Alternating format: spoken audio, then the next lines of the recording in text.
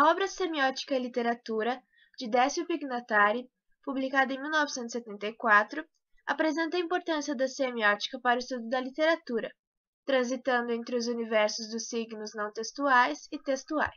O capítulo 2 do livro, o qual aborda a semiótica de Peirce e sua protoestética, possui 2 subcapítulos relevantes para essa discussão, sendo ele sobre a ideoscopia e o outro a respeito da relação triádica, assuntos que serão comentados a seguir.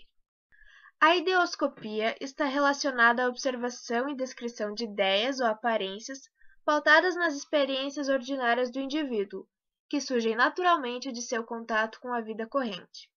Essas experiências podem ser divididas em 3 classes, sendo elas primeira idade, segunda idade e terceira idade.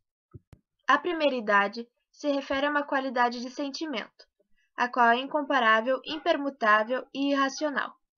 A secundidade se refere a uma ideia gerada pela atualidade da qualidade, ou seja, está relacionada a algum choque, surpresa, ação e percepção da qualidade sentida inicialmente. A terceira idade faz referência a uma reação contínua, na qual existe um raciocínio e aprendizado em relação à consciência de algum evento.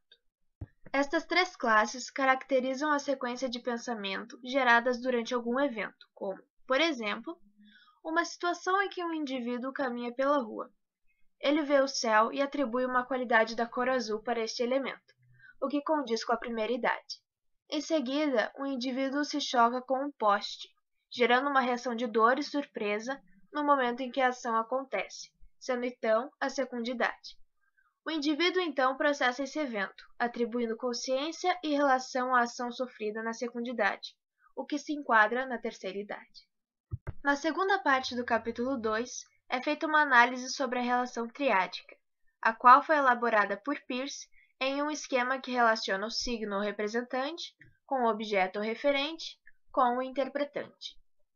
Peirce associou os 3 vértices da relação triádica como: signo representante é um primeiro que está em genuína relação com o segundo, chamado seu objeto, de forma a ser capaz de determinar que um terceiro, chamado seu interpretante, assuma a mesma relação triádica com o objeto que ele, signo, mantém em relação ao mesmo objeto. Essa declaração de Peirce possibilitou a interpretação de que o signo está relacionado à primeira idade, em um nível sintático do signo, o qual analisa as relações formais. O objeto está relacionado à segunda idade, em um nível semântico do signo, o qual analisa seu significado. O intérprete está relacionado à terceira idade, em um nível pragmático do signo, o qual se associa a um conjunto de regras. Após analisar as relações dos vértices da tríade semiótica de Peirce, existe um exame a respeito de cada vértice e suas subdivisões. A respeito do vértice do signo, existe uma divisão entre qualisigno, sinsigno e legisigno. Cada um está relacionado à primeira idade, segunda idade e terceira idade, respectivamente, sendo que o qualisigno representa a qualidade que é um signo, o sinsigno um evento existente e o legisigno uma lei. O vértice do objeto é separado em ícone, índice e símbolo.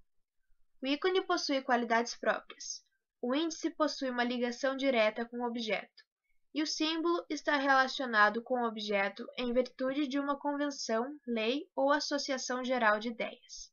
O vértice do interpretante é dividido em rema, dissigno ou signo dissente e argumento.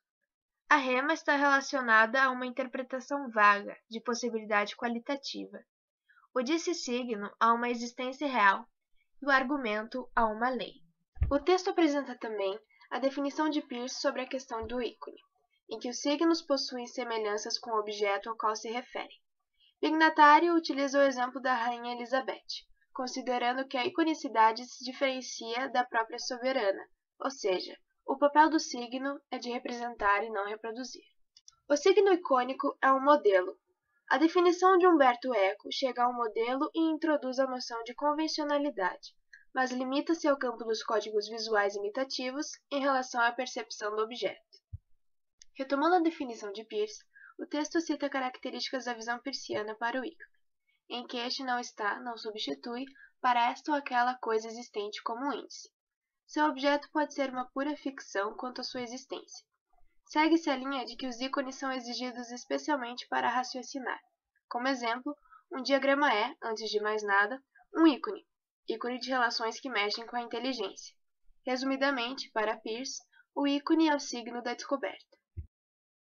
Como conclusão do estudo da obra, podemos entender que a semiótica permite a compreensão do universo sígnico não verbal, bem como a própria natureza dos signos verbais em relação aos demais, o que traz em evidência a relevância da semiótica no processo literário. Para uma melhor compreensão deste, Pignatari esclarece que os signos podem se associar por similaridade, ou seja, por analogia, caracterizando-se como ícones, ou podem se associar por contiguidade, constituindo-se como símbolos. Desta forma, o livro apresenta-se como um material valioso, não apenas para os estudiosos de literatura, mas toda a área de comunicação, apresentando a semiótica como uma ciência que possibilita uma melhor leitura do mundo verbal com ligação com o mundo icônico não verbal.